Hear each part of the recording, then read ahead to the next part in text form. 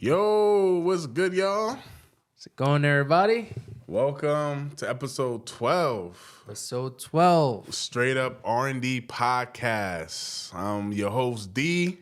And I'm Rich. And, we ready to get into it, man. And, before I forget, even though we love to support, keep on watching, keep liking, keep subscribing. We don't give a fuck about your opinions. That's the number one rule. Gonna give it to you real raw and uncut as usual. Right. And y'all know we don't give a fuck about your feelings. So let's jump right up into it, man. Let's get busy. If you guys watched us on the previous episodes, I've mentioned Dr. Umar in the past. Dr. Umar, what do you say? Umar Fonte. What's his Dr. Umar Johnson. Dr. Umar Johnson. He has another name too. It's his African name. Yeah. Listen, shout out Dr. Umar. Please come on the podcast with us. We want you on the pod for real. Right. So he's been going viral lately because Ifa Tunde. That's what it is. Oh yeah, that's what it is. Dr. Ifa Tunde. There we go. Mm-hmm. Got it right. He was on Lil Yachty's podcast, and basically he said black men are at fault for black women getting BBLs and I guess all other forms of plastic surgery. Mm-hmm. He said it's our fault, bro, because you look at the rap videos, you got women in there with BBLs, and that's what we're glorifying. And I guess you look at other forms of media, it's us that's glorifying these type of women. So I guess because that's we showing what we're attracted to, that's forcing other women to get BBLs and plastic surgery so they can feel wanted. Mm-hmm. Do you think it's our fault, bro? I say yes, we are to blame. Part of this. And when I say our fault, I'm talking about the black entertainment community. Okay. We glorify a lot of that stuff, and we make it seem like women should have those type of features. Cause look, not every girl has a big butt, big titties. That's just not it. It's we all come in different shapes and sizes. Right. And I think it plays a role with a lot of women's psyche, because either they want to look attractive, or this is what the guys are looking for in a woman. It could be some girls who see their friend as getting more attention than them. Because of her physical features. And they want to get, the BBLs and the lip injections and the plastic surgery and all of that stuff. So I do think it's our fault, because we should be, more we shouldn't be throwing that image out too much. Show some natural bodies. You know what I'm saying? Instead, I hear what you're saying, and also give some women some confidence in their bodies too, because Lil Yachty in the episode was also saying, it could. He was on the end of saying, it's the girl's friends that's persuading other girls to get body enhancements. They look at other women not because of what guys but what other women are doing to themselves, and those girls are saying, I feel so much better, I have more confidence because I got this BBL. And I guess that still ties back to Dr. Umar's original point of you have that confidence because what's being shown on TV showing you that that's an acceptable body. Mm-hmm. Which it's all right. It's I can't fully disagree, because and black men in the black community, we love big butts. You know what I mean? BBLs. Hey, I think that's the reason why BBLs is such a big thing in our community, because every rap video, that's what you're seeing. That's in the lyrics. I want a woman with a big ass, blah, blah, blah. All the booty shaking, all that stuff going on. Right. So I guess And we're in a social media age, so you're gonna see all these Instagram models with fake butts, and those are the ones with the most followers and the most likes. So I guess if you're a little girl, you might feel insecure about your body, like, oh well, this is what I have to look like to get a man's attention, so that's what I'm going to do. Mm-hmm. So I can see it from that point, but I'm just like, all right, so are we gonna blame every insecurity on other people? Are we gonna, like, just because somebody has insecurity, we just gonna keep blaming somebody around? Like, you hear, like, if you listen to women's rap, the common thing I hear, oh, I want a man with a big dick. If you have a small dick, get out my face. Or, you know what I'm saying? Like, oh, I want a man with big pockets. But, you know what I mean? So, like, if a man goes to get dick enhancement surgery, are we gonna say we blame the women because of his insecurities? Like, I'm just saying it's a lot of blame to go around, but when does it like stop with the person? It starts with the person. You know what I'm saying? So like, I don't know. Like, should we be blaming? Like, yeah, it's being glamorized, but because think about it, and like again, like you said, we live in a social media world now, and optics is everything. Uh-huh. So whatever someone shows online, it's like, okay, this is my lifestyle. This is what I do. I got this chain. I got this. I look like this. Your body look like that. You know, you try to show the best version of yourself. Correct. Online, right? Mm-hmm. And that's just the finesse game of it. You want to look good. You want to have people thinking your life is great and everything's good, and people are supposed to be like, damn, that person got their life together, they happy in their relationship. Well, I can't have this, I can't have that. But it really starts with the person inside to know that you got to be comfortable with what you have, your body, your image, everything. You got to be comfortable with yourself, but that's just not the way we live in. So I do blame social media about this stuff and society for this, because this is the culture we're in now. But also think about this too, bro, because not to shy away from this conversation too much, but I remember on Joe Rogan podcast, they talked about, like, it was some ad. I think it was I can't remember if it was a man or a woman, because this was a while ago. But basically showing physical fitness, right? Saying, like, this is the perfect body and this is what you should aim for, right? Mm-hmm. And somebody on the podcast was like, oh, that's offensive to, like, all other body types. There's larger. I can't remember if it was a man or woman, but I'm pretty sure it was a man. There's larger man. There's shorter man. You shouldn't showcase his body because it's unrealistic for everybody. So, and then Joe Rogan was like, well, this is a body that everybody should aim for, that is possible to achieve. So, if some men are insecure about that ad, do we just blame the ad now? You know what I'm saying? Like, this is gonna be insecurities no matter what.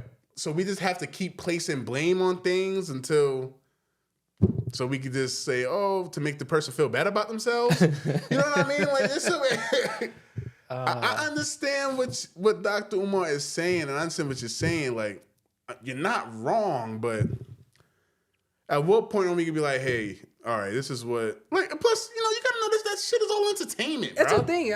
It's separating entertainment from reality. That's what we need to know how to do. Like, once you separate the two. But who fault is that? It starts with the person. Yeah. It starts with the person. Like, you gotta be smart enough to know, okay, yeah, I don't look like that, but, like, okay, this is how I see it. A girl gets a BBL, right? For whatever purpose, let's say the purpose is, oh, she is not confident with her body. Mm-hmm. And she sees online, or she hears, you don't even have to be online, she hears people saying, oh, yeah, I feel better, this, that, and the third. She gets the BBL. Like, how does your life change? Like, that's what I want to know. Like, you get some more eyes on you. You get some more eyes on you. So, was it that you wanted more attention? Or was it that you personally didn't like the way your body looked, so you decided to get that? Or, like, you could see that your butt is so flat that it's just like you can't fit well in your jeans. Like, like, okay, I compare it to getting braces. Like, if your teeth is fucked up, you get braces, right? But you don't have straight teeth and then say, oh, yeah, I still want to get braces, but your teeth are fine. Like, you get it when it's necessary. When it's necessary. You know, there's some celebs that got faces surgery, their nose jobs, and all this stuff. I'm like, yo, you look good. Like, why would you? Insecurities, bro, because they got that camera in their face all day, and they care about what people think. And I think it definitely comes down to the person and you caring about what somebody else thinks of you. Like, I don't know, man. This is a tricky line because some people, male or female, will get plastic surgery, right? Mm-hmm. Oh, it's for me. It's based on how I felt about myself. It has nothing to do with me getting attention. And I'm like, man, I think that's some sort of bullshit because, say for instance, if let's say a nose job. Oh man, let's keep this BBL stuff. Say you had a flat butt, right? Or not a big of a butt. Everybody kept saying, oh, your butt looks good. Be right back, guys. All right. Oh, your butt looks good and everything. Then you say, there's no need for me to have BBL surgery because I'm getting so many compliments about my body already, so I don't need to enhance it. But if some people might say, like, hey, your butt is not as fat or your butt is whatever, then based on what other people think or saying about you, then you're going to want to get that surgery. So I really think it just starts with the person. And, you know, you just have to be able to differentiate reality from entertainment and social media. Like, who cares? Who cares what somebody thinks? Like, having a natural body is fine. Yeah, hip-hop glorifies it. And I'm not... BBLs are so oversaturated. It's getting to the point where it's kind of disgusting. You can tell what a fake butt is. Like, everybody has one. Everybody has one. Like, I can't walk in the neighborhood and not see a BBL. I can't scroll online and not see a BBL. It's everywhere. And some of those women got BBLs because of insecurities about themselves. So, I don't know, man. Like, I just think it's easy to place blame on somebody else, but you just have to be more secure in yourself and walk with some sense of pride of like, hey, this is who I am, and I'm not going to change myself for anybody. Because if you get BBL or these surgeries, like, you're showing a fake self. Majority of guys I talk to anyway, we always be like, man, you don't need that weave. You don't need that makeup. You know what I'm saying? So, like, majority of the real guys don't even care about weave and makeup. You think we care about these BBLs? You know what I mean? So, like, if you're with a real man, he don't even want you with that stuff on. But, you know, girls put it on because to make themselves feel good. So, I don't know. I think he's a little off with it. It's like, I'm not going to fully disagree with him, but it's just like, yeah, we just going to put blame on everybody now. Like, yeah, no, I hear what you're saying. But I think too, people just need to get out of this mentality that what they see online is the reality of the world. And bro, it's not even only in the black culture. Man, I see BBLs everywhere. Yeah, everywhere. But the thing is, the BBLs you're getting the body done to look like black women though. Because look at the lip injection stuff. Some of them girls be wilding out with that, like to the point I'm just looking at. I'm like, yo, like that's OD. OD. And, you know, certain races have certain characteristics where they don't have, you know, plump lips. But they inject their joints up so much, it's just like, damn, like, why? Yeah. It's not cute. Yeah, I think the plastic surgery shit needs to die. Like, there is no need for anybody to get a fake body. I mean, I remember this YouTube couple... I'll call the name out, whatever. Damien and Bianca. Shots fired. Yeah, Damien and Bianca. They're a popular YouTube couple, and I remember the wife got a BBL, right? and the husband paid for it. I'm like, man, what the fuck going on here, bro? You're married and you're getting a BBL for what? Your husband married you, had kids with you, loves your body already. What are you insecure about that you need to get a BBL? You're going to let social media, TV, and all that influence your mind to say you have such a small ass and it needs to be bigger? Like, I was just generally confused of like why a married woman wants to get a BBL. You're already Yeah, you're already married. You're married. Your man And to likes me, it for it's like you want attention from other people. It's like, why? What is getting a BBL going to want from you? Like, what is getting a BBL? What's that going to solve for you?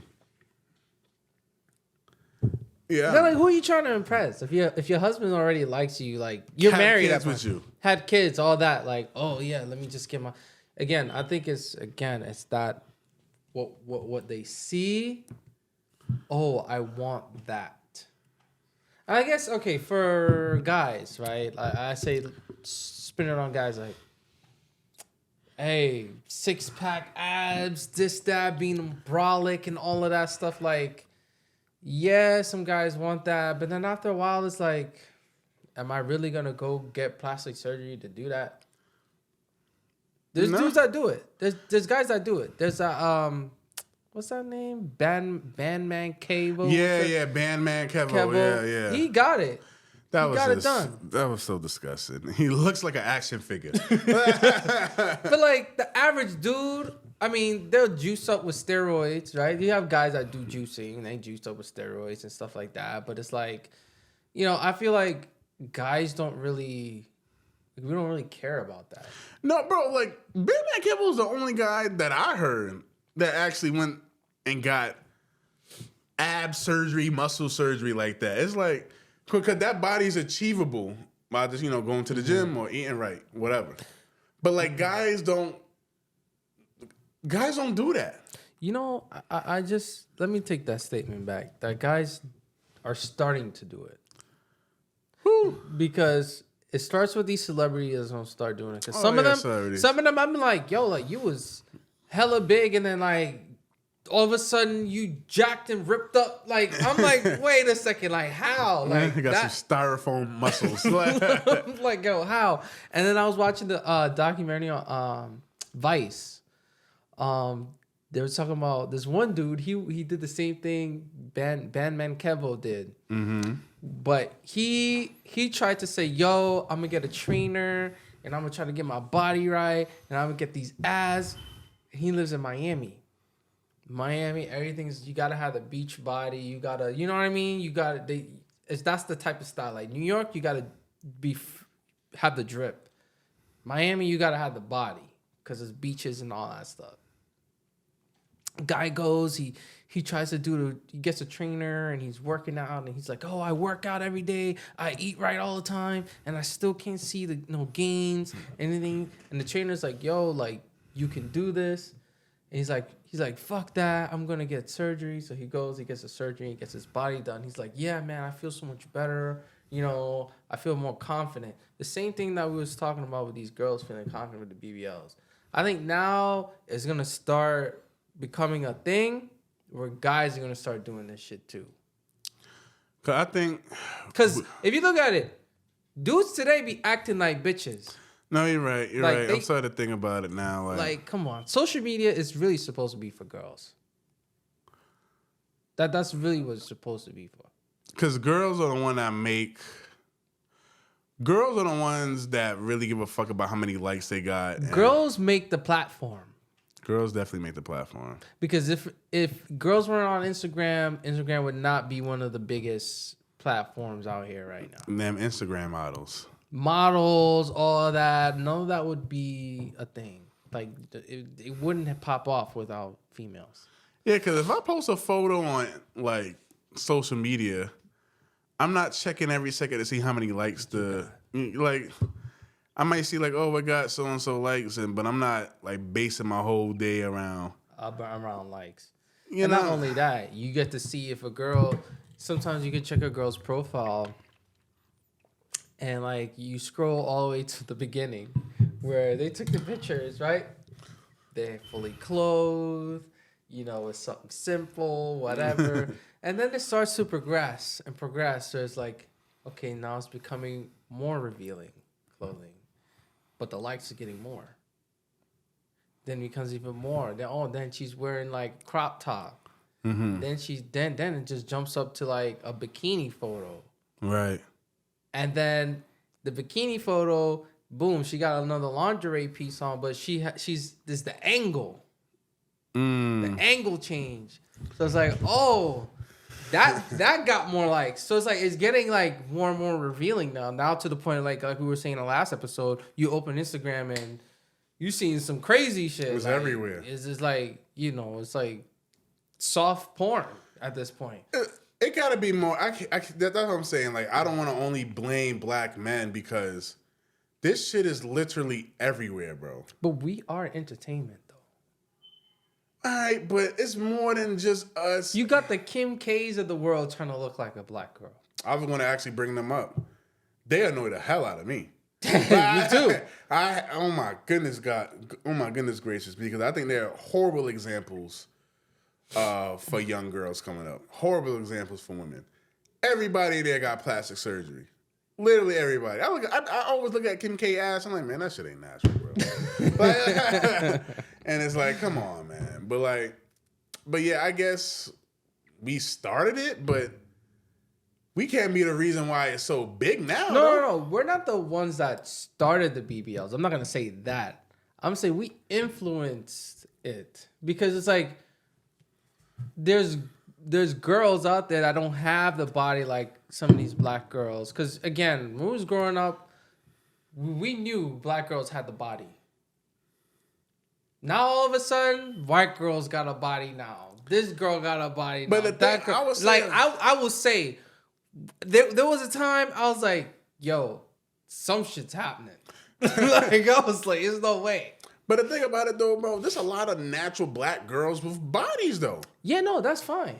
But I'm saying that so if we like hyping up the natural black girls with bodies, is that all fault? That's their body. Yeah, no, you're right. You're right. But what about the natural girl that don't have that body? We're not showcasing. Okay, no. We're not showcasing the skinny girls twerking. They got shit to twerk.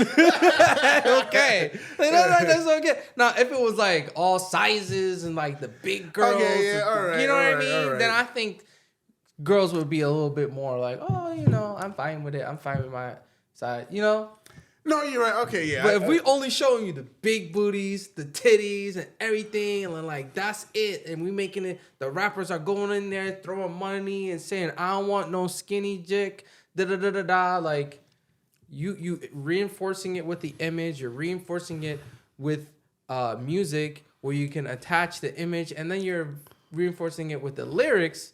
You combine all three together. Yeah, they got these. They got the girls feeling insecure about themselves, they don't have that body. Well, yeah, listen, I acknowledge that. My only thing is, though, is like, everybody has insecurities. There's numerous photos and everything about. So I'm saying, like, there's so much blame to go around for everything. Like, but what happened? I remember when Lady Gaga made the song. What's it called? Her famous song.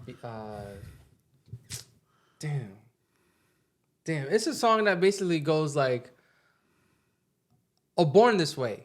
You're born this way. Accept your body, accept however you are, however you grow up, whatever, accept you.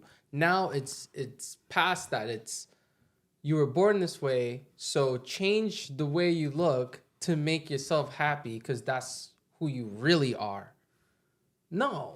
That's a fucked up message. Like, that's not... I don't think that was the point of her song. It was just, look, we all look different. We all come different shapes, sizes, skin color, shades. It is what it is. And just be happy with who you are. Now, again, like I said earlier, I am not upset if you want to get, enhancements. I don't have a problem with that. It's just when some people be going overboard with it. They get their nose done, they get their butt done, they get the breast done, they get the eyebrows, they get the this, the that. Damn, I really got to go to the bathroom. And I'm like, it's a little bit too much. Like, again, I gave the example. If you have fucked up teeth, you get braces, right? Like, okay, I get that. But like, oh, if your hair, you know, got a lot of hair in your head, you get a wig and you put a wig on. Okay, that's cool. But like, if you're perfectly fine, like, you know what I mean? If you're skinny, you want to gain some weight, go to the gym. Eat more food, get a trainer, get a nutritionist, a dietarian or something to, hey, this is what I want to achieve. I want to get more weight. I want my body to be like this. Do it naturally, right? And work for it rather than spending thousands of dollars and basing that off of something you saw online or what you hear in the media or what you see in the music video. I think that, you know, you have to be more comfortable with yourself. And I think in this world, we're running around with identity crises. Yeah, definitely are. People don't know who they are. They living through other people. They trying to live another person's life. No, let me ask you, bro. Meanwhile, I don't have a problem for. Listen, I can't be a hypocrite, bro. That shit does look nice. You know what I'm saying? I'm a black man. I'm attracted to big butts, bro. It is what it is. You know, we went to Colombia. I was like, God damn, everybody had a big butt. Yeah, you know what I'm saying? But let me ask you a question though, bro. Mm-hmm. Even though I don't have a problem if a woman wants to get plastic surgery to feel better about themselves, because I don't know what she's going through.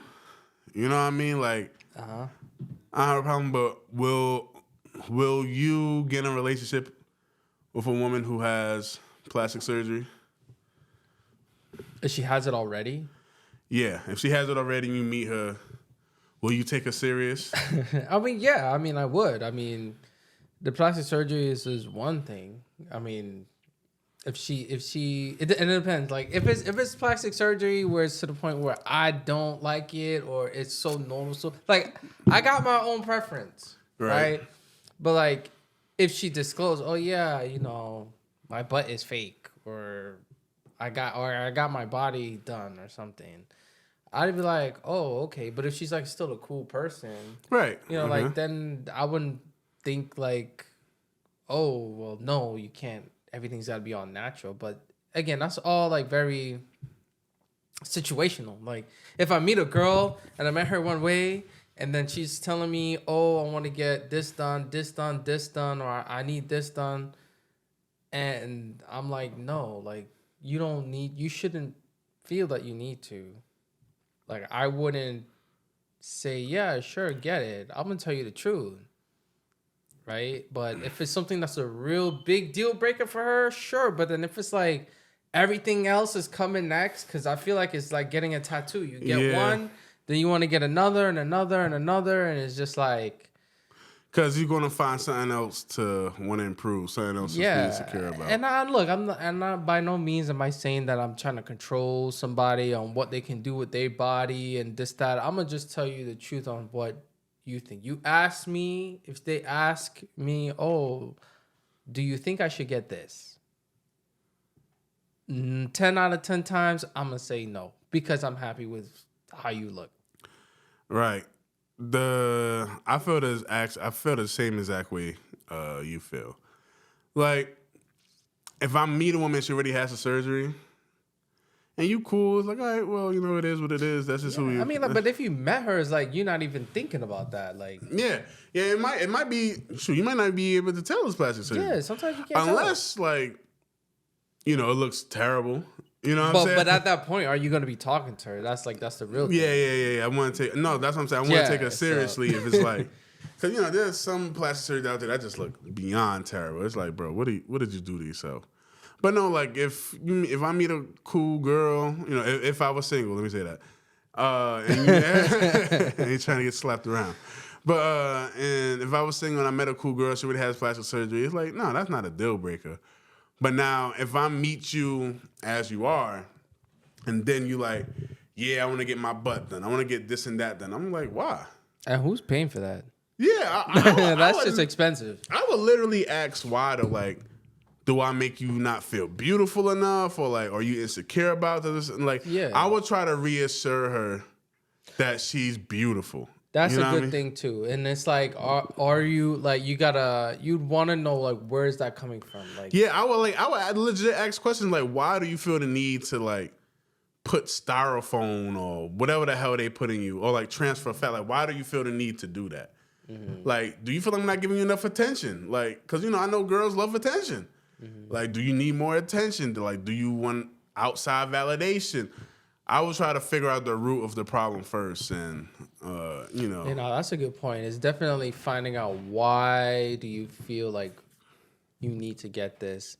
Not saying that we are the determining factor, because we could, it's just to get clarity. Like, why do you feel that way? Is it because of me? Or did you notice that I'm doing something different? Or, you seeing other things and getting depressed and making you want to change your body? I think it's a definitely a good talk with someone, obviously, that you're in a serious relationship with. Because surgery can go left sometimes. Yo, that's how Kanye West's mom died. Oh yeah? Remember? Yeah, like I think it was lipo. It was some cosmetic surgery she was getting, and they explained the risk to her, and she died. And I drove Kanye crazy. A lot of people, said because the way he is now is because of his mother. Like, he was really attached to his mom. And they said he's still trying to figure out how to maneuver in the world without his mother. But his mom literally died from, cosmetic surgery. Hey, there's thousands and millions of others that died from it too. And they, a lot of girls try to go the cheap way. And that's another thing. When these girls are getting these stuff, they go to Dr. Joe down the block. in the basement type in the shit. basement in China or DR or wherever, Colombia, they go into these, or Mexico, they go into these like crazy operation rooms and try to get the shortcut. I definitely saw a stripper documentary. And goes back to your point and Dr. Umar's point. They were like, the girls who got like the most dances, the most tips were the girls with the big butts and the fake boobs. And that's the thing. Why are these regular girls or regular people who's going to their 9 to 5 feel the need that they need that? You're not in that industry. Yeah. So they went and got surgery. And I remember one of the girls was like, it was just in somebody's basement. Very illegal. And she actually knew a girl who went there and got infected, but she still took the risk and went anyway.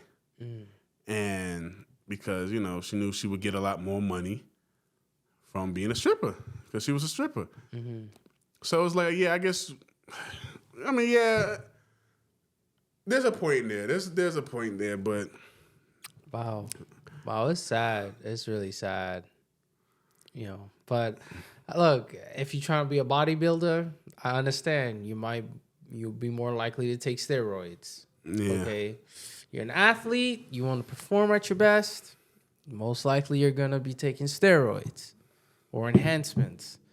You're a stripper or a dancer or an actress or in the limelight like that, you're going to want to show your body off. You're a rapper or singer, you don't want to show you, like, I get that. But for like regular people who's going about their day and, that's really not important. It's not important. Like if it's not making you money, you shouldn't be, unless you tricking. Like that's what you like to do. I can imagine like a girl that's in an office job, regular 9 to 5 job, right? And she's skinny. And she takes some vacation leave and come back with this humongous BBL. I'm like, what the hell? It's going to be so noticeable. It's just like, yo. Yeah. Like, it's going to be the one thing that everybody knows but don't want to talk about it. That's kind of crazy. But look, your body, do whatever the hell you want, but it is really screwing up, like, a lot of these young people's mentalities. And, Yeah, man. I just want to say to all the young people, I don't know if we really have a lot of young people watching this. Probably. But for But even the old ones too. yeah, even old people, Them anybody too. that's watching this, I'll say anybody that's watching this, like, if you're insecure about a body part, you know, just know, be proud of who you are. There's always going to be somebody out there that loves you for who you are. And I personally just don't think it's worth it. Like, you know. You know what? I just even thought too, like, let's say you get liposuction, you get BBL, whatever, right? Mm-hmm. You lose all the weight, whatever. But your eating habits and everything don't change. And just get that weight right back. So you're gonna get the weight right back. So then, what the hell was the point? Like, I understand, like, you trying to lose the weight, and then you take a shortcut, but then you gotta say, now I gotta change my eating, my lifestyle habits. I can't be drinking all the time. I can't be eating late. I can't be eating junk food. All of that, because that defeated the purpose. You're gonna go right back. And I've heard of people who got lipo like twice, 3 times. Yeah. Or they get the stomach band. It's called a stomach band. It's like a band that they put around your stomach so you can eat less. And that shit pop. I know somebody who died from that last year. And bro. they kept eating. And it's like, you're doing all of these things. But you never, like, created those habits. Exactly. You didn't create those habits or make that commitment to say, I'm going to do this X, Y, and Z. This is how I'm going to do it so I can keep my body. Right. They just keep going back under the knife. So, I don't know. It's kind of like pointless to me sometimes. But, hey, if you got the money to waste, or I guess I can't say waste, but if you have the money, the extra money to do it, even people who don't have the money, they still take out a loan and just do that. But doesn't make sense to me. Money could be used for something way more productive and constructive than that. Yeah. Love yourself, y'all. Love yourself. Love yourself. You know, God loves everybody. So Yeah, and I just wish music in general, men, women, we will stop, like, promoting, you know, these physical changes. You know, like just like these physical changes to somebody's body, like, you know, women, let's stop promoting things that men can't change, and men stop promoting things that some women can't change. Like, it's happening for both sides, bro. Like, you know what I mean? Like, it's just... yeah, some people just don't want to look old, or, you know, this, like, age is a beautiful thing. Getting old is a beautiful thing. You know, like, that's life. Yeah. It's life. Bro, and I know, like, there's I don't know, I met this old person. He dyed his hair black because he didn't want it to become gray. And I'm like, bro, I would love when my hair turned gray, because, first of all, that shows, like, what I've been through in life. That's, like, my symbol. That's all the stress I went through. Oh, sorry. That shows the stress I went through to become successful. That's, like, you know, represents the hardships I've been through in life. You know what I mean? Like, that gray hair represents the journey, the experience that you live life. That, you know, we all get a chance to be young. Then we, you know, then we get to a chance to be old. You only get one chance. That's the beauty of living your life to the fullest. Exactly, right? bro. Enjoying every day, you know. And I think we mentioned this in episode 1. It's like,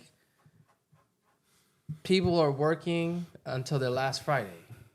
Like, oh, the weekend's here, and now I feel like I can live my life. You live your life every single day, every moment you're spending. You watching this episode right now, like, enjoy, do something you enjoy, right? And if you're getting gray hair, like, embrace the shit. Embrace it. Embrace it. Like, it's, combing out. That's just life, man. That's life.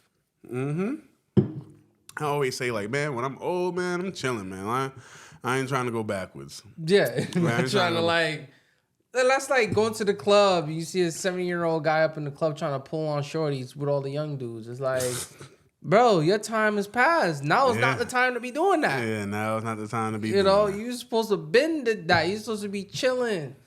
You know what I mean? Looking for some grandkids or at home chilling. At home watching Wheel of Fortune or something, man. Like, reading a book on the relaxing. porch. Yeah, relaxing. Like, not stressed about anything, no problems. You done live your experiences in your life and you just chill.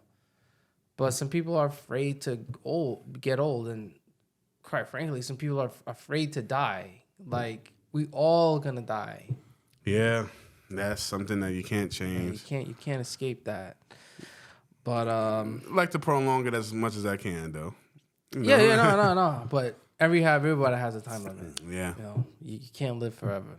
You know, but on the topic of Dr. Umar, and I guess he talks about a lot of prison reform, and he's a psychologist, that and this, that, and the third. If you don't know Dr. Umar by this time, you should probably look him up. He's been on the Breakfast Club, He's been everywhere, man. all the radio stations and podcasts. He's been on a lot, but we want to tie a few things in where, I was having a conversation with somebody and they were saying how the prison is a good representation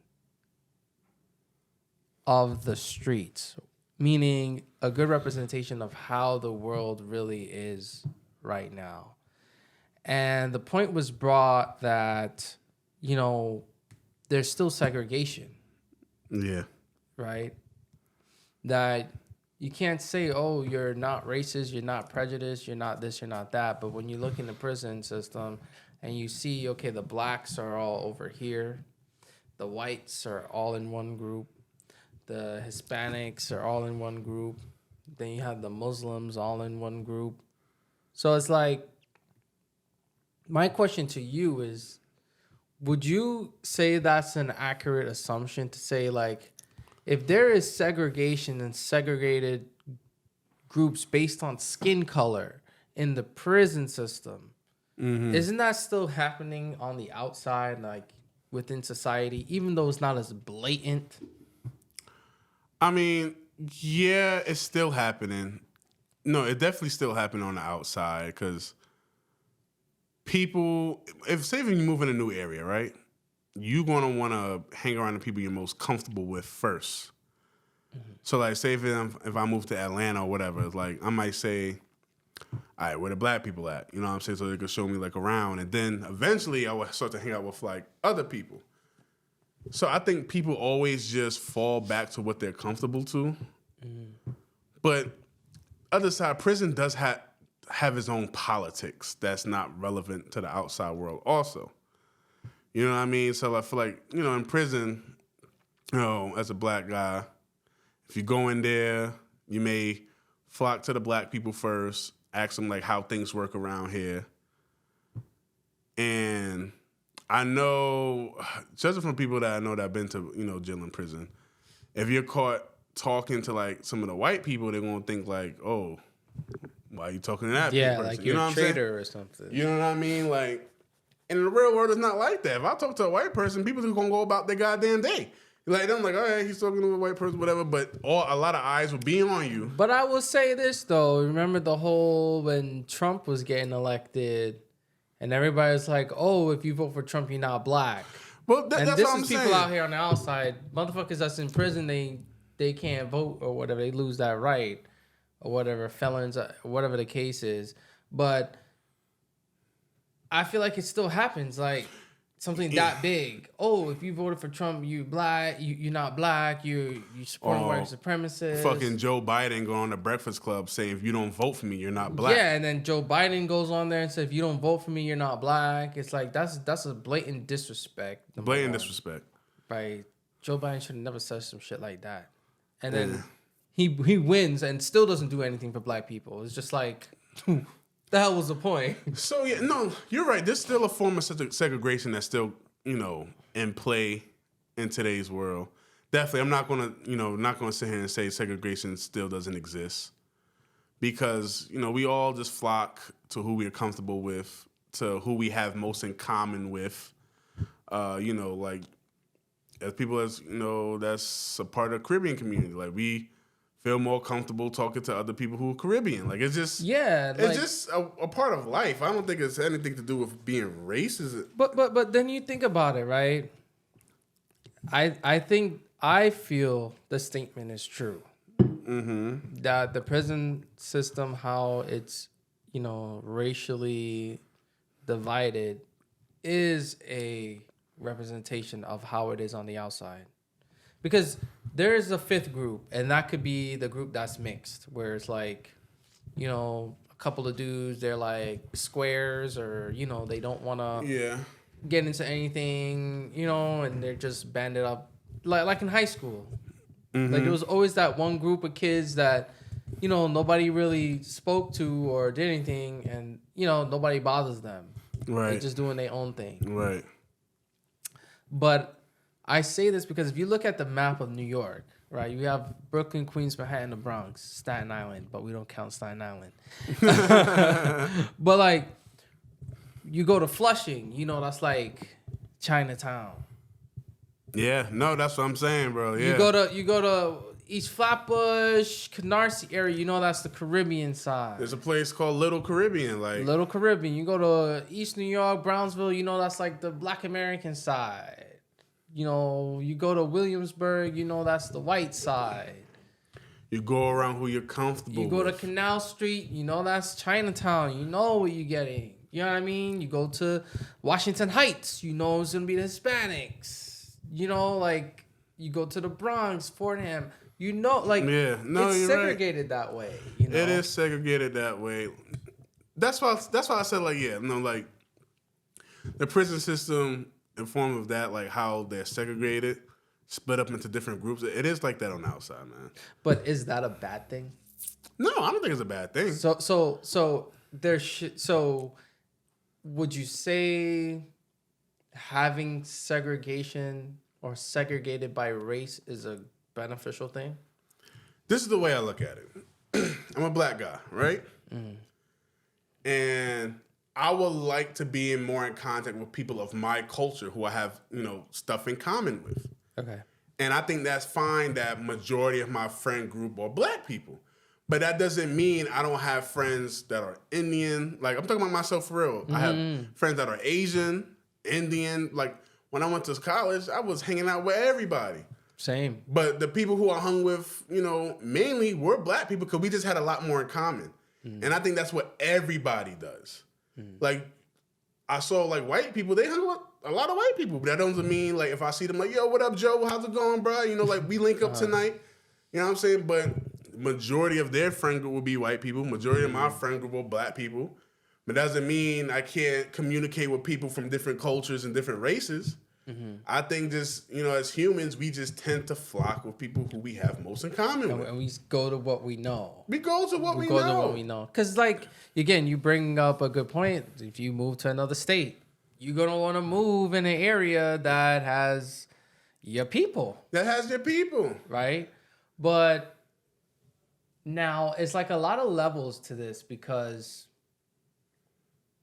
what race of people are marginalized? What race of people are, you know, imprisoned the most? Black people. The neighborhood that these people, this particular race is in, how are the conditions? Is crime high? Is crime high, yeah. You know, like, there's a whole lot of stuff that also goes behind it as well. So, could this be a good thing? Like, I'm trying to find the answer to myself. Like, I don't know if it's a good thing or a bad thing. Like, should everybody just be mixed up? Like, there shouldn't be a Little Caribbean. There shouldn't be a Chinatown. There shouldn't be a Little Italy or something. But in a way, that's kind of like saying, because this is America, right? This is America. There's so many different people from different cultures live here, but at the same time, like, my culture is my culture. Like, I'm going to talk to people that understands what I'm talking about. Like, I remember, bro, I remember when I was in college, I was like, man, I can't wait to get some oxtail. People my goodness. Oxtail? What the hell? You eating oxtail?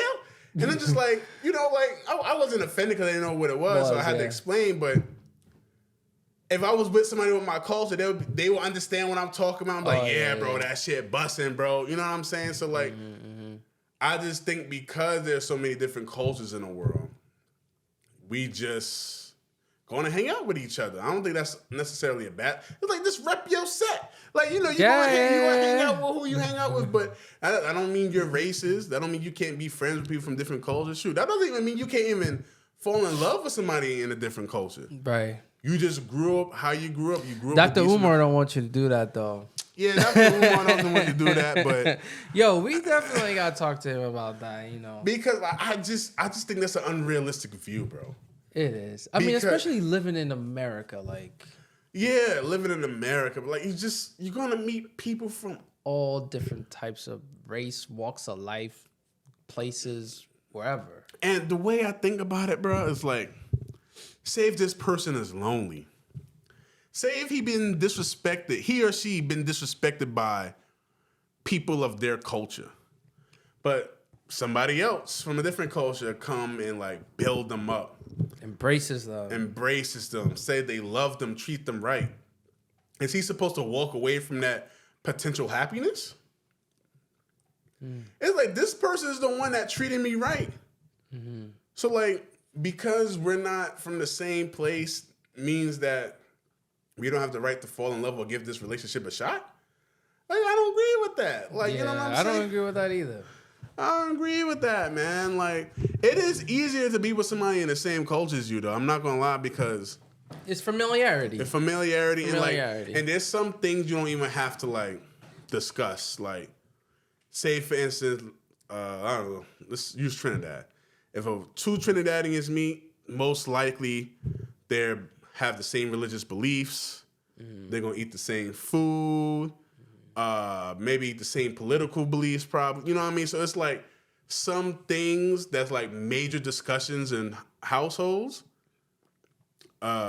you guys already agree on. Yeah, there's not going to be a deal breaker on it. You know what I mean? So it's like, yeah, we come from the same culture, we believe in the same thing, so we will work well with each other. That's one of the not major issues, but that's one of the issues if you get with somebody from different culture. Those are some of the like hard conversations you got to have if you want to raise a family. It's like, all right, well, you was raised this way and I was raised that way. We just have to find a common ground to come together. But that's one of the major things by being somebody, in the same culture. But even so, I don't think there should be a problem for you to be with somebody else.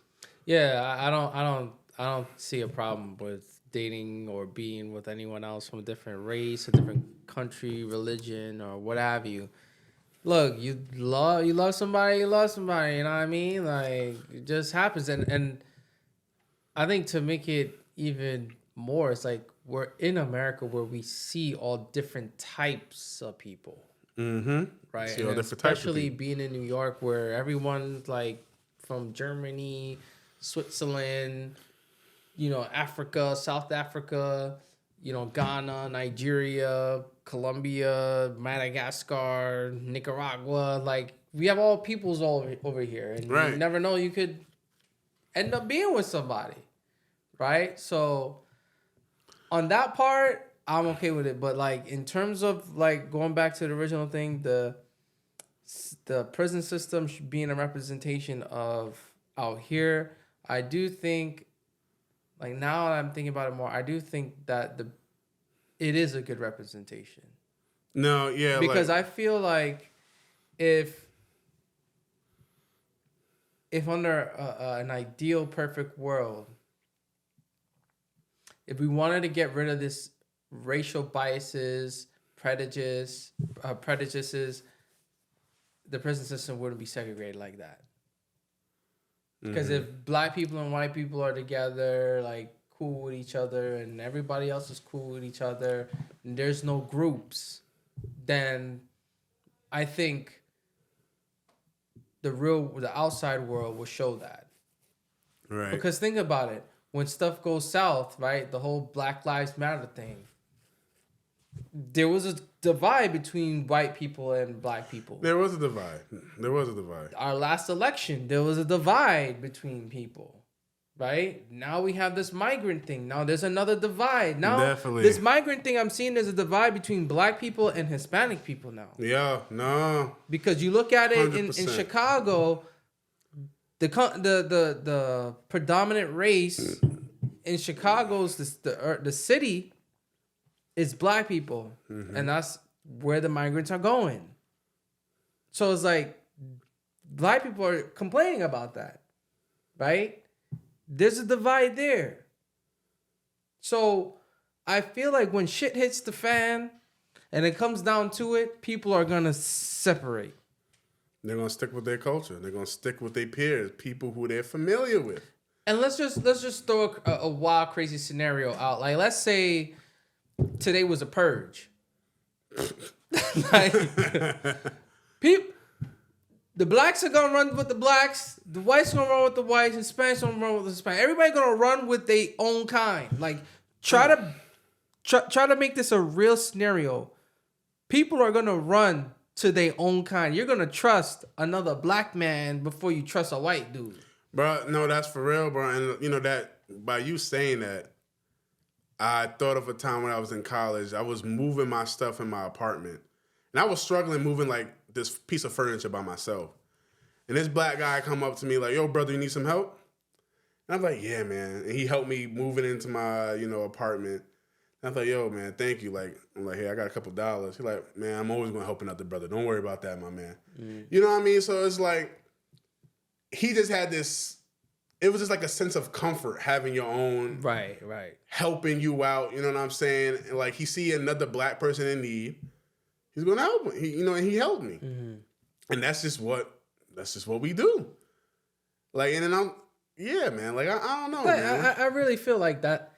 Now, again, as I keep thinking about this, I really do think the prison system really shows the raw feeling of It's not as how people direct or vulgar as it is in prison, because prison is a violent place. It's not like that in the real world, but it definitely shows like, no. But if shit got violent in the real world, if shit got violent in the real world, we just gonna stick with each other. because I feel like out here in the real world, we all have the politically correct face on, like, oh yeah, everybody, yeah, I help.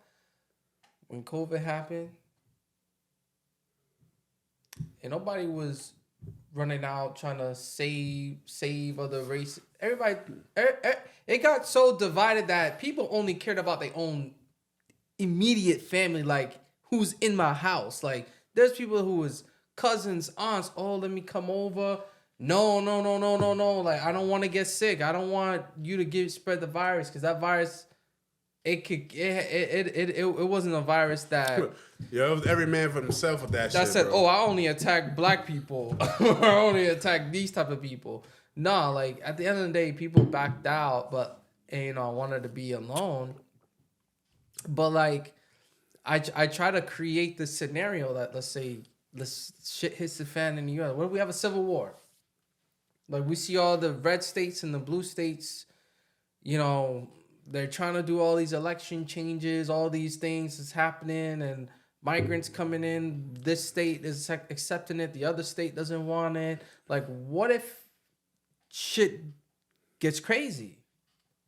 Shit might get crazy the way the world is today. You got the Palestine and Israel people. They're here too in the U.S. What if shit get crazy? There's always a sense of comfort being with your own kind, bro. Yeah. And I don't think you can like erase it. And there's nothing wrong with that.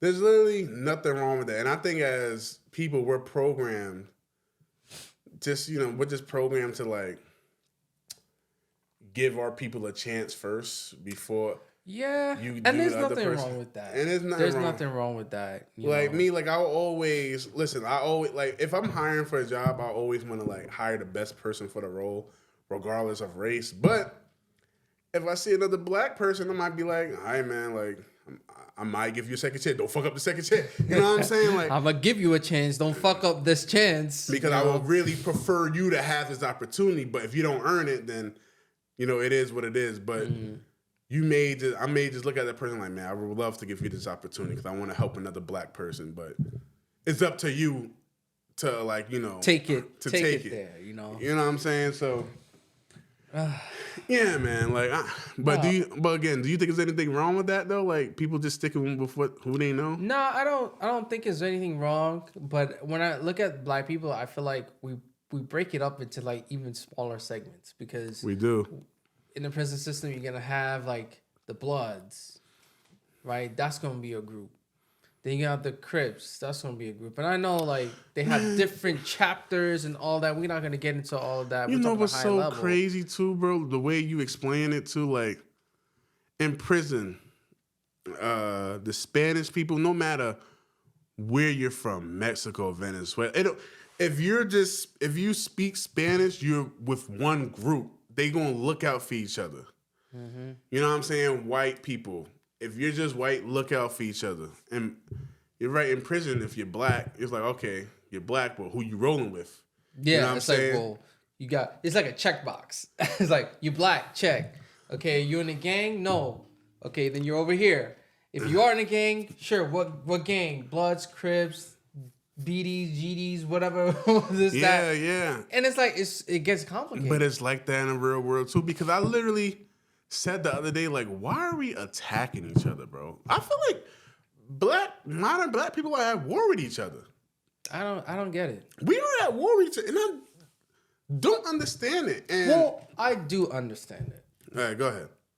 Because people from Africa, people from the Caribbean, Oh yeah. when they come here, they don't associate themselves with black Americans. No, that's They very don't true. do that. And we spoke about this in an earlier episode. I can't remember what episode, but we spoke about Yeah, this. I think it might have been episode 2 or something like that. But we don't accept or view ourselves on the same level as a black American here because, again, they have all these opportunities. They live in the greatest country in the world, right?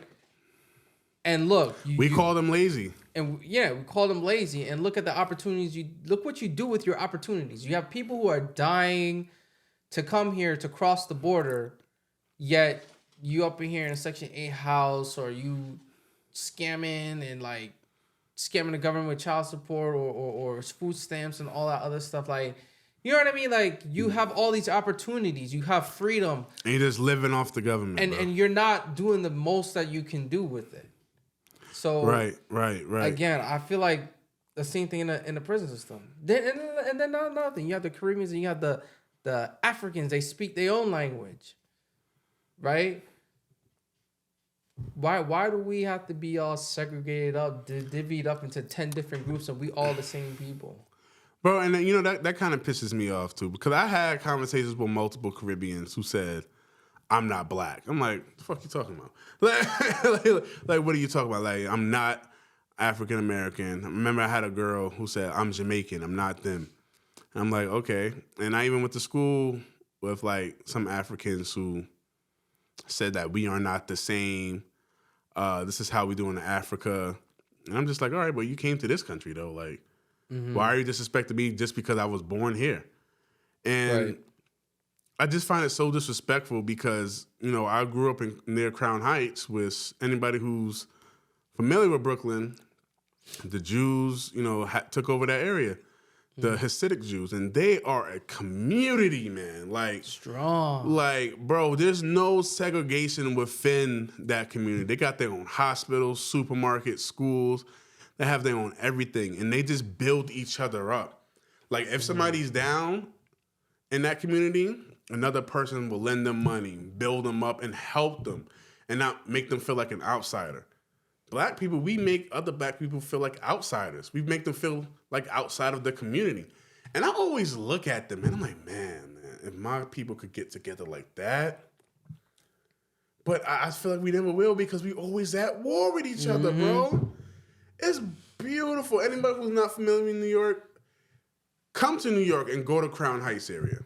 Oh yeah, go to Eastern Parkway. Go to Eastern Go Parkway, to Eastern bro. Parkway.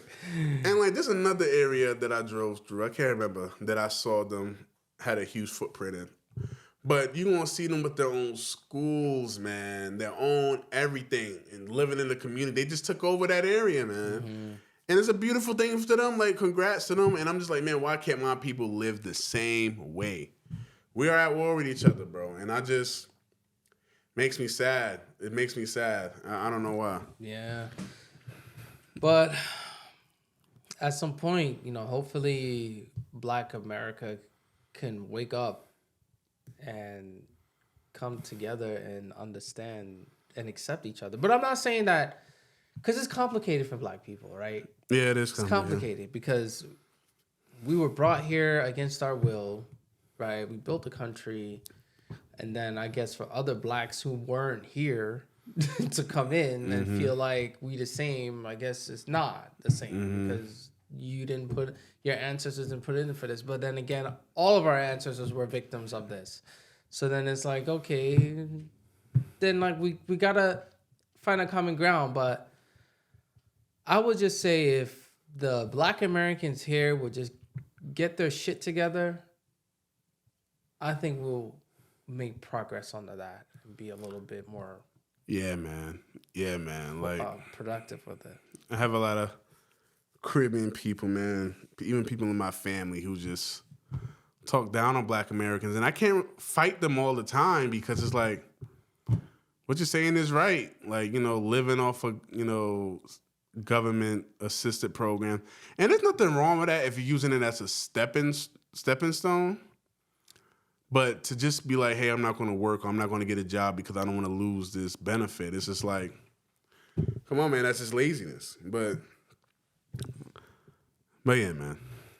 Yeah, it's hopefully it'll change, but that's a whole nother story. But I do want to get into this one issue that I had gotten into on Instagram, and this is over the same N-word, and this is another. It ties into the last topic that we spoke about. The prison system and black people in general. So this guy, I'm gonna pull up the comments and show you guys exactly what really went down. Cause I was watching a video where they're putting state troopers or what is it called? Basically beefing up security for the New York City subways.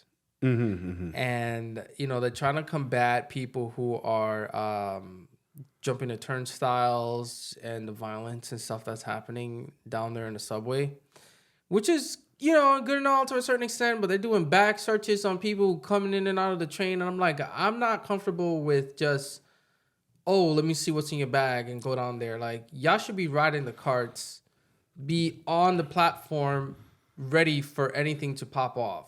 Don't harass people who are trying to come in and pay. Don't harass the people who are doing what they're supposed to do. Right. But anyway, I wrote a comment. Well, I posted on a post that was showing, a guy jumped the turnstile. He jumps the turnstile in front of the cops are around there at the turnstile and they don't see him. The guy that jumps the turnstile is white, right? And a guy posted a comment and he says, we wouldn't have all these problems if the city was still 90% white. Black and brown people bring problem everywhere they go. This is crazy. Exactly what I said verbatim, right? And then I told him, I said, nah, black and brown people aren't the problem. Try again, right? Then he replies, nah, nigga, we sure are the problem. Then I replied to him again. I said, nah, we're not. Try again, Mr. Coon, right? Coon. And my comment got flagged and removed for hate speech.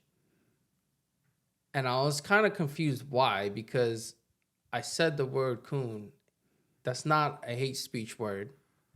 And not only that, the guy who replied to me said the N-word. And that wasn't flagged. So I checked the guy's profile. He has 0 pictures, 0 posts, 0 followers, 0 everything, and like 19 people he's following. And I'm like, and he has like some stupid generic profile photo. And I'm like, this, for all we know, this guy could be white and saying the N-word.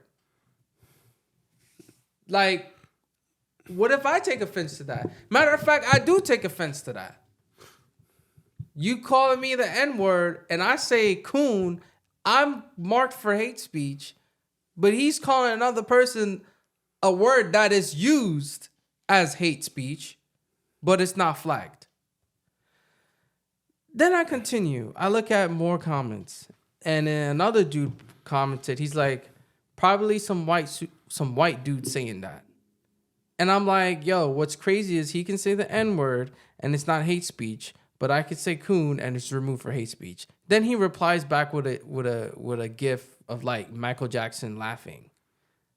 And I'm like what type of world we living in now? Like, Right. You guys want to be overly sensitive about everything, right? You can't say this, you can't say that. But then I say coon and that gets flagged, but you have people running around saying the N-word all willy-nilly. Let me ask you a question, bro. Do you, back to kind of like Dr. Umar, not question of saying he blames black people for this. Do you think it's black people's fault for overusing the N-word that is just so normalized that a big platform like Instagram don't even see it as offensive anymore? That they don't see the N-word as offensive anymore? Yeah, if they didn't flag it, they probably didn't see it as offensive.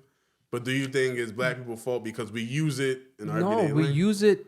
It's black people's fault because we use it all the time and we made it to where it's not offensive. But it doesn't matter if it's the hard ER or the A, the GA or whatever. The word is the word. The word is the word. I agree. I think the word is the word. Because you could have there's synonyms for words that mean the same shit. Yep. Right? Mm-hmm.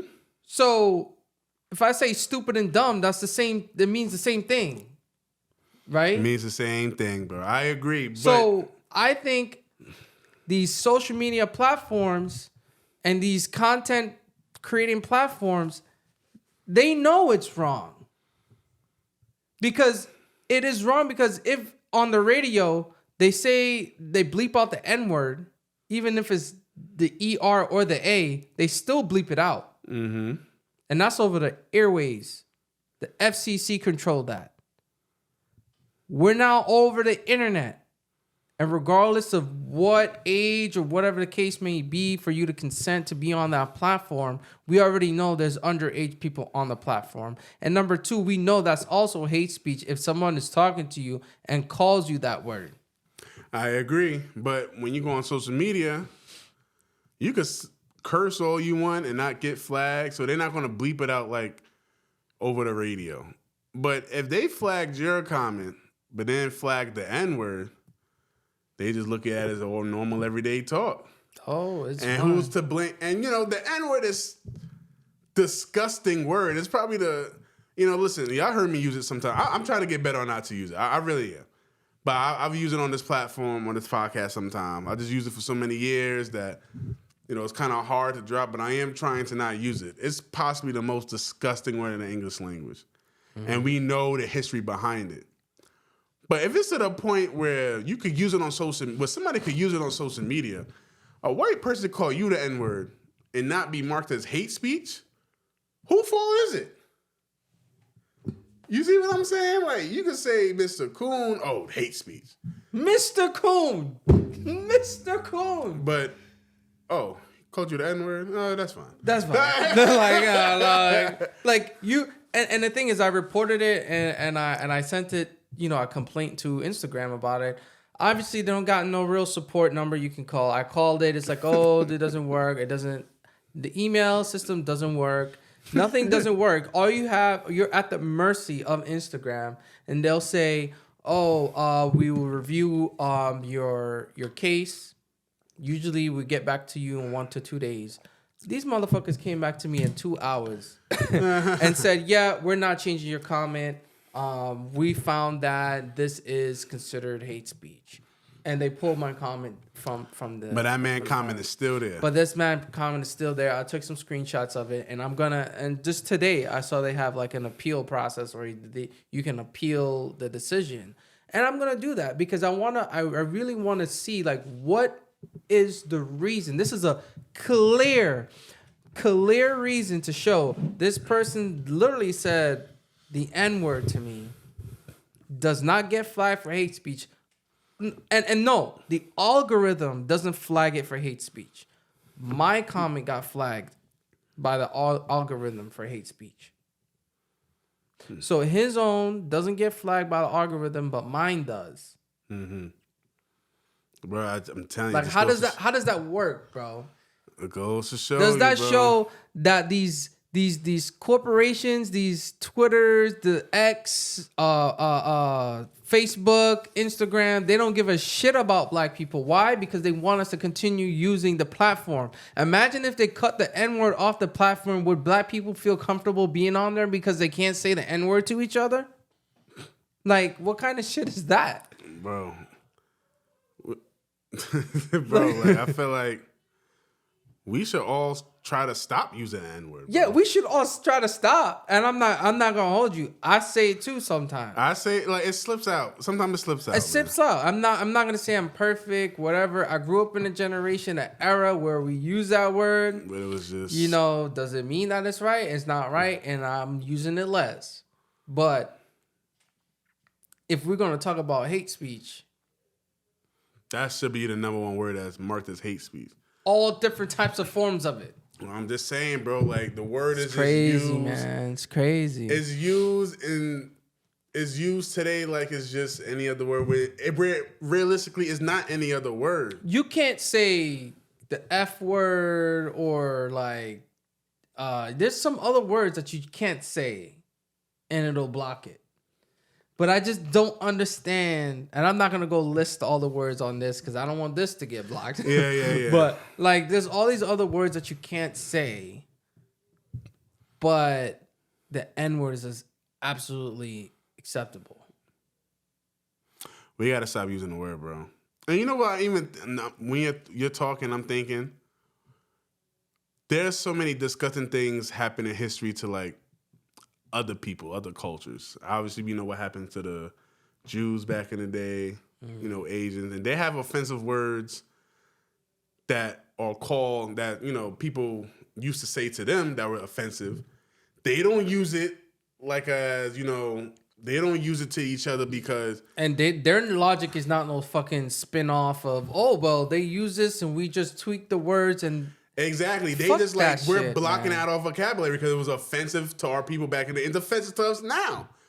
But black people still, we're using that offensive term today like it's some type of, I don't know, like like it means family or some shit. I don't know. Like we're just using our offensive word to each other while everybody else block it out the vocabulary. Not try to spin it off, add this or whatever. But we are still continuing to use the word that was widely offensive. That's still offensive. But what I really want to point out is that, think about it. In the Caribbean, we don't use the N word. In Jamaica, Jamaicans don't call each other the N word. Yeah, man. I was in Barbados. I really can't remember the time. Any of my literally, no, you're absolutely right. I'm thinking The word is not even mentioned. Like, it's not even a thing. It's like they don't my call family each other has that. never used the N-word. I'm probably the only one in my family since I was born here that's used the N-word. I'm telling you, it's a Black American thing. Even my African friends, they're like, yo, like, this is crazy. Like, they don't say the word. They don't say the word. Bro, we're the only Black Americans, the only group of people. And you know what's crazy is you go to any other country, them people gonna look at you as the N-word. Yeah. You go to China, you go to Japan, you go all of these places, these countries, Germany, wherever the hell you want to go. You got to remember, these people still looking at you like the N-word because your people call each other that shit. Yeah. And I'm not going to say, you know, we're not going to list the words that are offensive to other cultures, but those cultures just banned it from the vocabulary. It's an American thing. That's what it is. It's an American thing. And like we just said, you said in Barbados, words not used. Say in Jamaica, it's not used. Why here is it used? I can't tell you the reason, Why bro. here is it used? Can't tell you the reason, bro. We already know what that word means. We already know who called our ancestors that word. You know, how disgusting it is, but I for some think- reason we turned it around to say like, yeah, it means family, it means our friends. No, it doesn't, bro. I think people are still traumatized. They still traumatized. That's why they can't let it go. I think once we let go of the N-word, we stop thinking that we're the fucking victim with everything. That's true too. No, you're right. I think that's it. The day we let go of that word, I think is the day we finally say we're not a victim or these. And let me now again back to that prison system thing. Now I'm separating myself from the Black Americans and this and that, right? You know, my household is not said, but out here and being in America, I lived in Atlanta, I lived in up here, I lived in Pennsylvania, I live in a couple of different states. It's like that word is said everywhere. Doesn't matter what. I went to Cali, it's said everywhere. Everywhere, bro. So it's like, and you know what's crazy? The Hispanics are saying it. Yo, for real. And I'm like, well, where are we drawing the line? Now you said, oh, it's only for black people. Then now we have the Hispanics saying it, but like, bro. And then now they have the Arabs saying it too. So I'm like, bro, where's I had the an Asian say it to me. Hey, y'all Asian Bro, oh my God. I remember this came out of nowhere. I was taking a shot. He like, we took a shot. Yeah, that was good, right? My N-word. I'm like, hold up. We ain't that cool. we ain't that cool. We ain't that. I'm just like, look at this. Black culture normalized the word so much that other cultures think it's cool for them to use it, bro. It, man. Bro, and the thing, he had no shame. It's like, how are you that comfortable around a black person to say, oh, yeah, that hit my N-word? Whatever he said, I just know he said my N-word. I'm like, why would you think that's acceptable?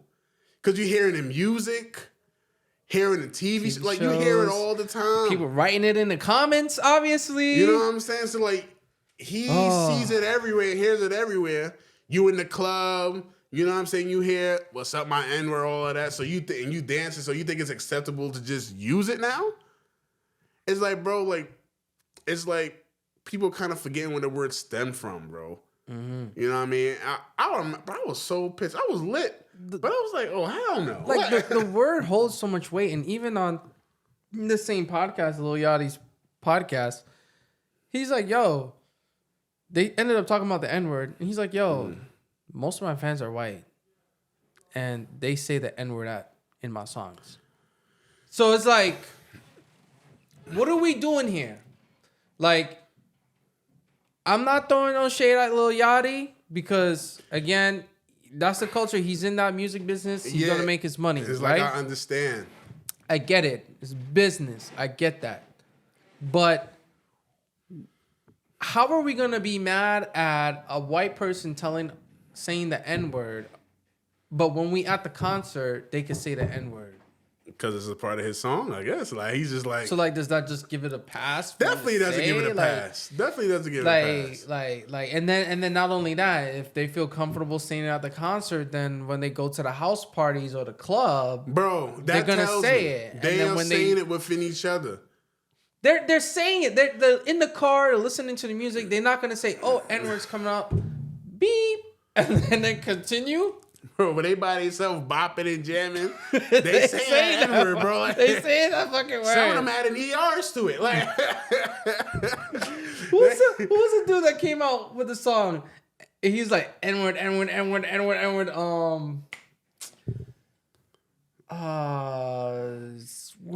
He started trap music. What's his name? He started trap what? T.I.? Not T.I. Damn, not trap music. Drill music. Sorry, he started the drill music. Drill music. Chief Keef. Okay, Chief Keef. He makes that song. What song? What he said? That said N-word, N-word, N-word. Yeah, he's like, damn. All right, I'm gonna Google it right now. I'm not gonna play it. Yeah, go ahead. But Chief Keef. I ain't gonna hold you, man. Chief Keef had high school on lock. He came out when I was in high school. Everybody was bumping Chief Keef at one point. Yo. But yeah, man, like, we gotta, I don't know, man. It has to start with pop culture, bro. Like, Yeah, what was? I don't know if it's him, but it was like this. Like, oh man. that's probably the song. But like, But I get he your says point, the though. word like 10 times, and like it's just N-word, N-word, N-word, N-word, N-word, N-word, yeah, N-word, N-word, and I'm like, yo, like these white people, Asian people, Hispanic, everybody's gonna say it. So it's like, now when you in the club with them and you hear them singing a song, or they singing it, or they after the song is done, they say, yo, what up, my N-word? Like, you gonna be mad? You gonna fight them? You gonna, Bro, like, you put it in your song. You just no, I'm talking about the person as an individual now. Yeah, like, yeah, if it's a yeah. white dude in the club, and all of a sudden you go to the bar, and then like, yo, what you getting, my N-word? And that song just finished playing, like, and he was just yelling it and screaming it over there. You didn't do shit to him, but he come over here and talk to you. Oh, why you saying it to me? Because he's directing it to you. Yeah. Is that the problem now? Like, No, yeah. the word shouldn't be used at all. It shouldn't be used at all. And like, even though I was mad at that dude that called me the N-word, I was just really so mad that you just so comfortable. Yeah, but anyway, that's the problem. you know what I mean? It caught me so off guard, bro. But like, we're normalizing it in our music. And again, you go to a club, like you go to Manhattan, you go to a club, you're gonna see everybody there. Black people, white people. And they're gonna play today's hits. If there's a number one rap song, I don't know what's the number one rap song right now, but like if there's a number one rap song, they're gonna play. It's gonna be in rotation. It's gonna have a couple N-words in it. People gonna be reciting it. Yeah, N-word, and my N-word shoot up these N-words. You know what I'm saying? People are gonna recite it, and then can you get mad at them? It's like, this is the song that. Hey, this is popular. black culture. This is black culture. And I'm gonna tell you straight up. I've been to the club. I've seen white girls sing the N-word. Like, they singing it. Cardi B's playing. They singing it. They singing it. Megan Thee Stallion's playing. They singing the N-word. Sweetie, all them other girls. They saying the N-word. And it's like, am I supposed to run around and be mad about that? Bro, you can't stop everybody, bro. Am I supposed to take offense to everybody? And, you know, the problem is the black people. Yeah. That's the problem. You guys allowed people to say this word. You guys are the ones that, you know, when black people start acting up and end up in, you know, doing crimes and all this stuff, and just like this guy on my Instagram feed, he's saying that, you know, black and brown people are the ones that do this. This is the reason why. Mm-hmm. Because you made these people comfortable Using it. And black culture to has, use it. you know, black culture is on a national stage right now, man. Oh, and it's dwindling though. It's dwindling because I would say the Hispanic reggaeton and Latin trap, that shit is picking up, bro. That shit picking up, but that's, I feel like it's getting heavy. Billboard Top 100 Hispanic song. No, Like, yeah, no, you're not wrong. It's getting up there, man. I'm seeing the changes, and you know what's crazy?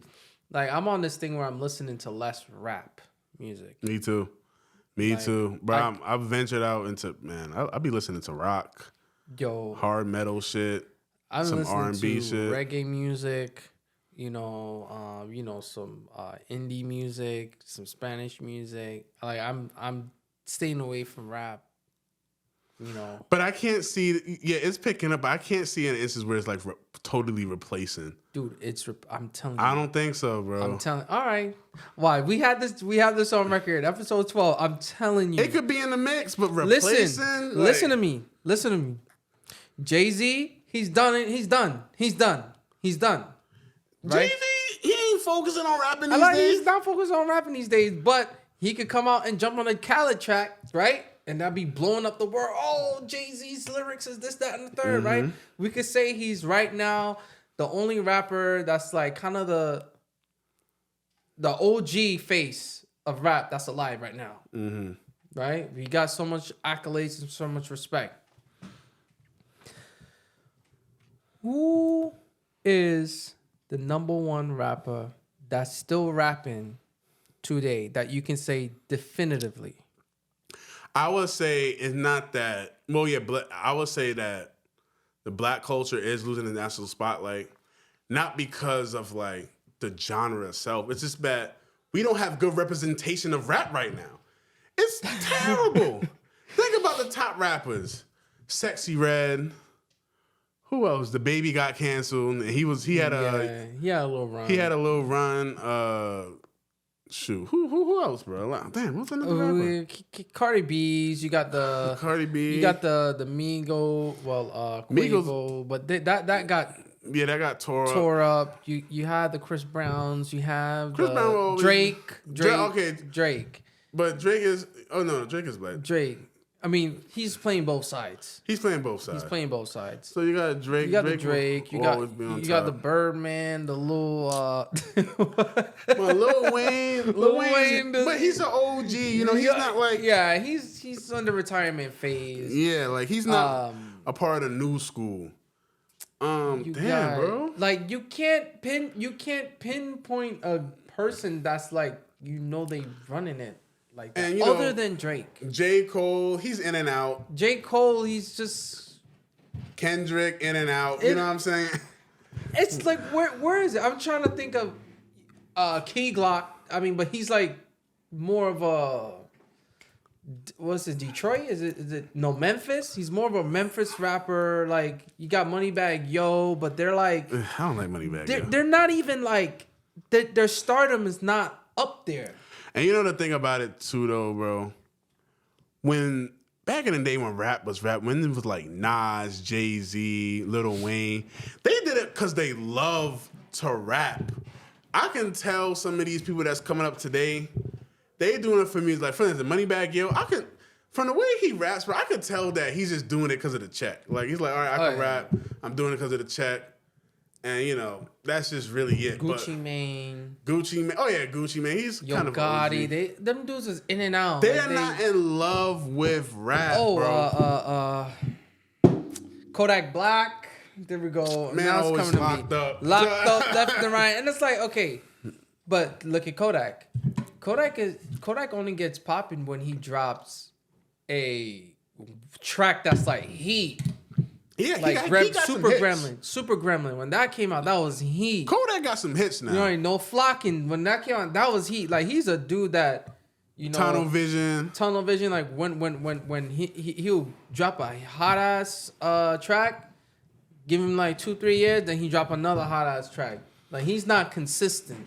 Like, yeah, he don't have like an album that's like one of those fire albums. Yeah, you know what I mean. He's like, not a Kanye.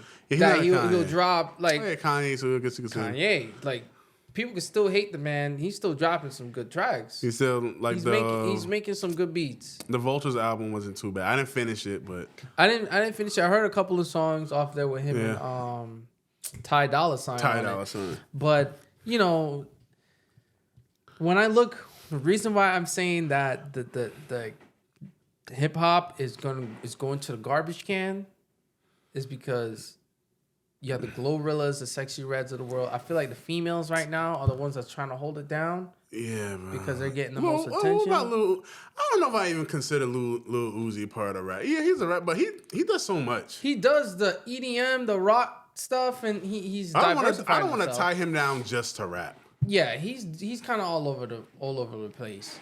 But like the only person we really have is Drake. That I can say that's just going to consistently drop hit after hit. Consistently drop the hits after hit and stay within rap. And he ventures out too with some tracks. Mm. But I'm telling you, the support and think about this. Bad Bunny. Oh, he's one of them ones. One of them ones. I didn't even start talking about Karol G. I didn't even start talking about Peso Pulma. I didn't even start talking about them yet. No, Annuel. These guys, like these people, they're humongous. And not only that, they speak Spanish. Mm-hmm. The average black dude ain't gonna be listening to no Spanish music. However, the average Hispanic dude that lives in America, he's gonna listen to Drake, and he's gonna listen to Bad Bunny. Right. Right. I just think we need some better rappers, man. Yo, look, I'm telling you, rap is on the decline. I'm telling you. No, it is though. It is though, because we got some terrible rappers these days, bro. Today's music is bad. It's bro. terrible rappers, but I feel like the like, remember back then? I'm telling you, I didn't listen to Spanish music back then. Like, it was very little. And then, like, the past couple of years, like, within the last 5 to 6 years, like, I started listening to it more because I started finding. Well, you started traveling a little bit more to these. No, not only that, because I like reggae music, and reggaeton was made from reggae music. Mm-hmm. So there's some artists, reggaeton artists that I like because of the rhythm. It sounds like reggae music.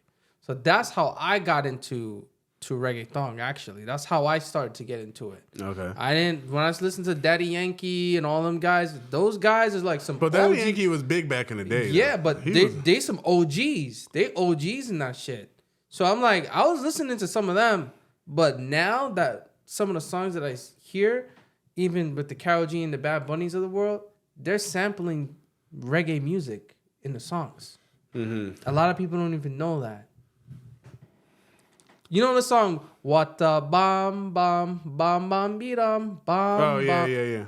Kanye sampled that, right? Kanye on his sampled famous song. Karol G sampled that. Mm-hmm. Karol G made a song with Damian Marley, Bob Marley's son. Karol G made a song with SZA. Mm-hmm. These are reggae music. This is reggae Jamaican music. It's not rap.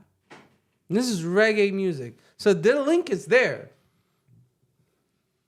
And from what I know, reggae music is known internationally all over the world. No matter where you go, they all know. Of course. Bob Marley, whatever.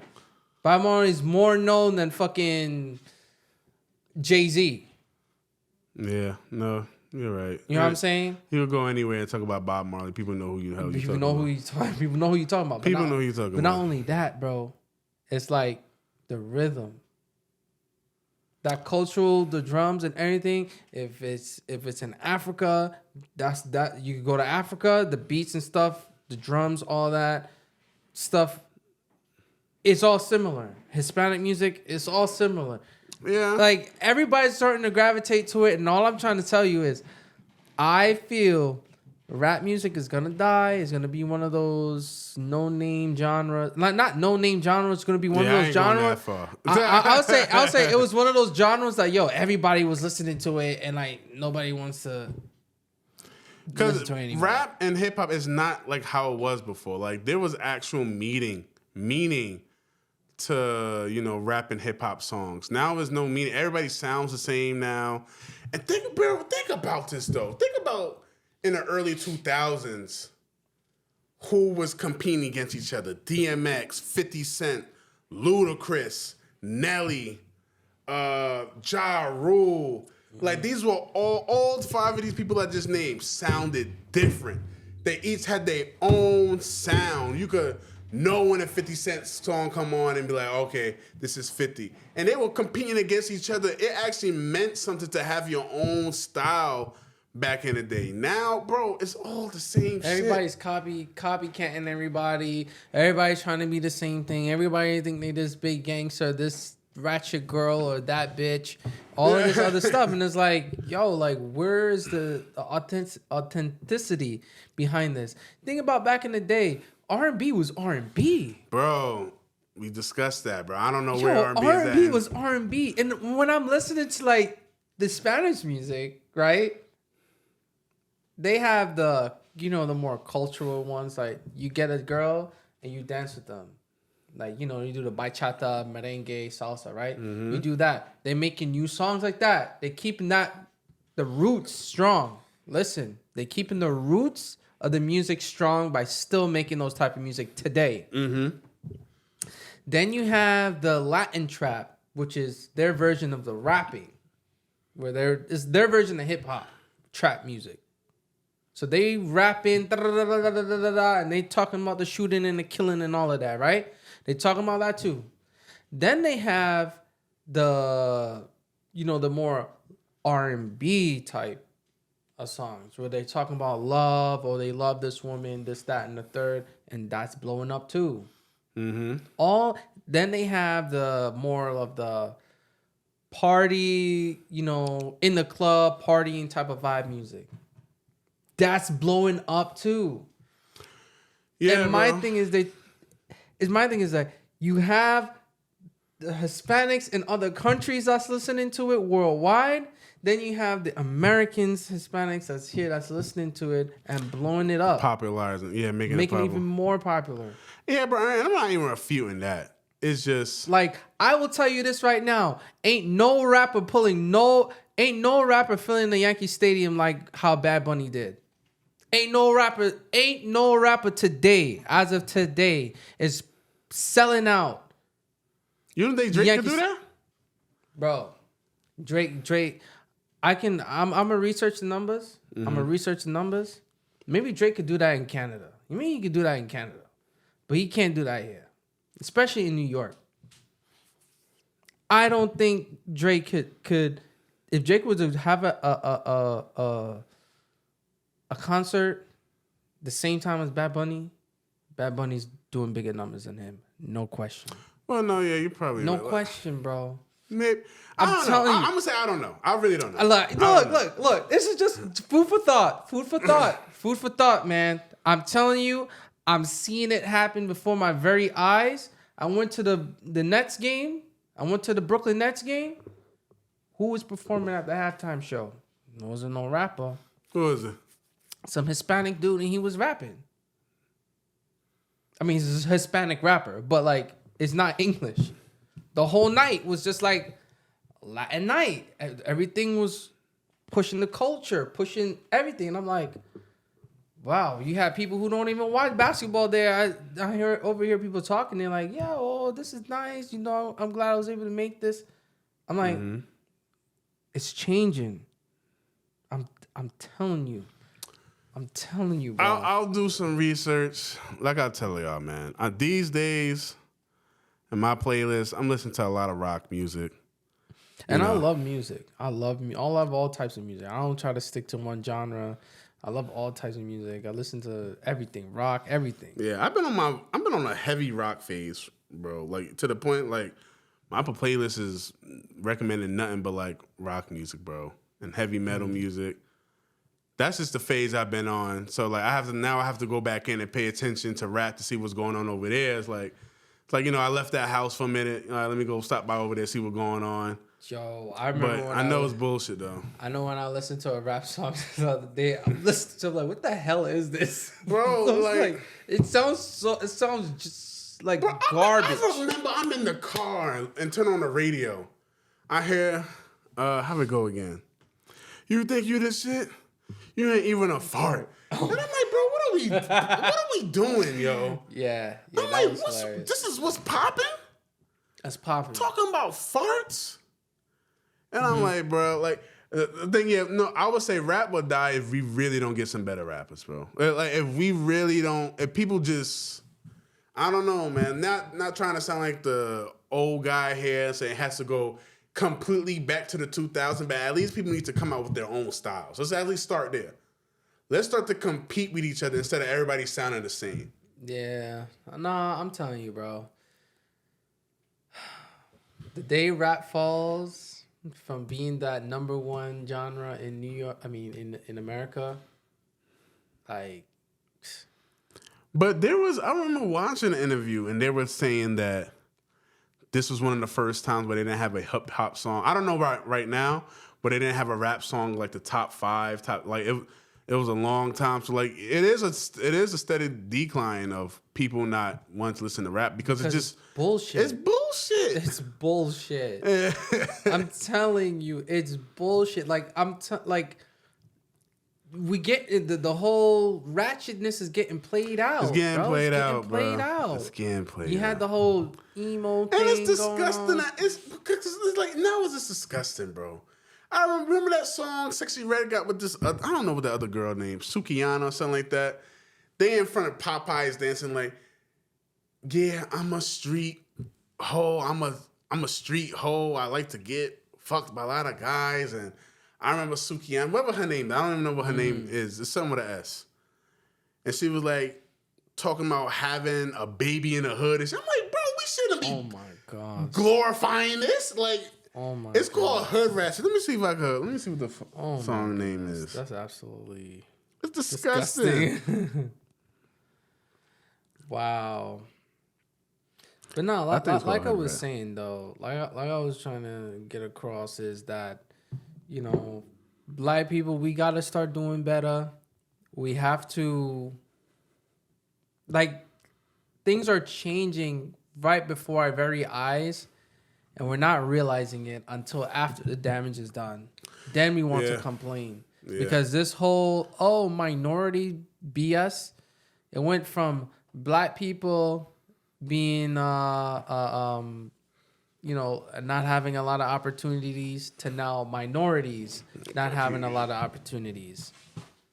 And eventually you're gonna be erased from this whole minority conversation. It's gonna be, oh, you're no different than the Native Americans. Like they're not here, you know, in the news complaining, committing crimes, running around, doing all that other stuff. They're not doing that, right? They had their land, they had their casinos, they have all these things that they have running and doing for themselves. And I'm not saying all of them, but a good majority of them.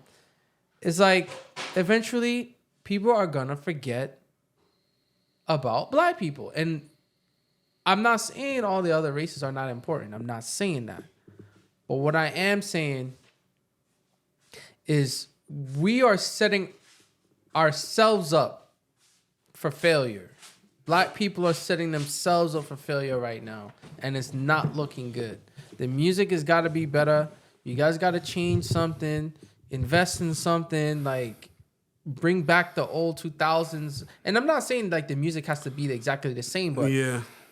that more Bring the positive, that competition back. positive music in a sense, like. Positive music, man. Like it's too ratchet now. It's Like too it's bad. It's really bad. Man, I remember I was even listening to a Megan Thee Stallion song, and the shit she was saying in there, I was just like, God damn, this is disgusting. Even when, not even the song. When we saw Megan Thee Stallion concert at one time, Oh yeah. I remember like, God damn, she rapping about the same hopping on this dick, slurping this at every damn song. And I'm like, this is shit that's just popular these days. I'm like, bro, that's why I'm saying the rock music I'm listening to now, it like getting me pumped up. You know what I'm saying? It's like a break from the ratchet. It's like, man, my mind needed that, bro. My mind needed a break from all the disgusting stuff I've been hearing in rap today, bro. Definitely. I don't know, man. Hopefully we can get it together as people, and Facts. I guess that's my closing statement. You know. Yeah, I ain't got nothing else to say. Rap music is terrible these days. Yeah. We're looking for a savior, and I guess Kendrick, hopefully he drops more. J. Cole drops more, but J. Cole been dropping here and there. I don't know, but they just one or two rappers though. It's not majority of rap music today is just bad. Yeah, too much buffoonery going on. You got this Diddy buffoonery stuff, the Russell Simmons buffoonery stuff, all this Meek Mill buffoonery stuff just going on. It's just too much stupidness. But yo, somebody gotta tell Meek to stop typing, bro. Twitter fingers. And Trigger I finger thought to you the would've Twitter learned fingers. over the years, bro. Like you over here just Twitter fingering it up. Like how many? He been on so many rants over the years. It's like, Meek, chill. He's a clown. That's what I boil him down to. He lost my respect, but I still listen to Dreams and Nightmares. That was a good song. No, that was a hit. That was definitely a hit. That was a good song. But yeah, I mean, I guess we'll call it an episode right now. Again, like, comment, and subscribe. Yep. Thanks for the support. Thanks for the support. Watch the shorts. Share. You know, tell your friends about it. Start debates, have topics. You know what I mean? This is what this is about. You know, we live in this world, and a lot of stuff is happening all over the place. A lot of stuff is happening, and if you're not tapped in, you should tap in and you know, inquire what's happening around you. Don't just live under a rock and not know what's going on in your city, in your state, in America, and around the world, because it's really messed up. And you know, be vigilant out there. Like, comment, subscribe, like I said, and yeah. Continue to listen. We'll be continuing to, you know, bring out a lot more content. And yeah, if you have anything you want us to talk about, put in the comments. And you know, if you want to join the show, let us know. You know, we can set up a phone call. You can join the show, say your piece. Yeah. You know, we all debate it. We like to debate and talk about shit. So let it happen. This is Rich. I'm signing out. I'm D. I'm signing out. See y'all in the next one. Deuces. Later, y'all.